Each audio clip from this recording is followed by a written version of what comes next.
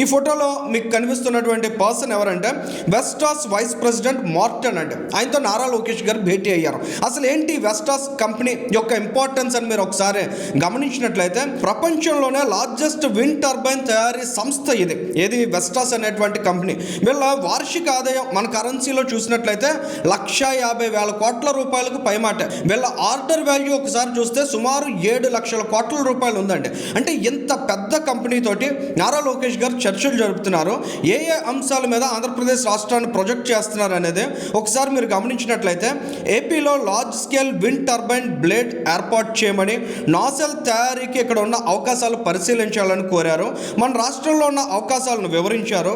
ఏ అంశాల్లో కలిసి ముందుకు వెళ్ళడానికి పాసిబిలిటీస్ ఉన్నాయనే అంశాన్ని కూడా వాళ్ళు ముందుంచారు. ఈ కంపెనీకి సంబంధించినటువంటి డీటెయిల్స్ ఒకసారి మనం చూస్తే 200 గిగావాట్ పవన విద్యుత్తుని ఉత్పత్తి చేసే సామర్థ్యాన్ని సాధించిన ఏకైక సంస్థ ప్రపంచంలో ఈ వెస్టాస్ కంపెనీ అండి. ఇంకొంచెం డీటెయిల్గా మనం చూసినట్లయితే 90,000 టర్బైన్లు వీళ్ళు ఏర్పాటు చేశారు.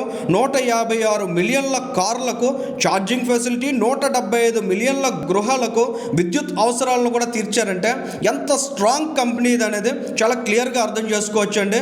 30 సంవత్సరాల క్రితమే ఆఫ్ షోర్లో విండ్ ఎనర్జీ టర్బైన్స్ని వాళ్ళు అమర్చి వాటిని నిర్వహిస్తున్నారంటే ఏ లెవెల్ ఆఫ్ కంపెనీకి సంబంధించిన వైస్ ప్రెసిడెంట్తో నారా లోకేష్ గారు భేటీ అయ్యారో ఆ కంపెనీ నిజంగా ఆంధ్రప్రదేశ్ రాష్ట్రానికి వచ్చినట్లయితే ఎంత ప్రయోజనం జరుగుతుంది అనేది ప్రజలందరూ అర్థం చేసుకోవాలండి.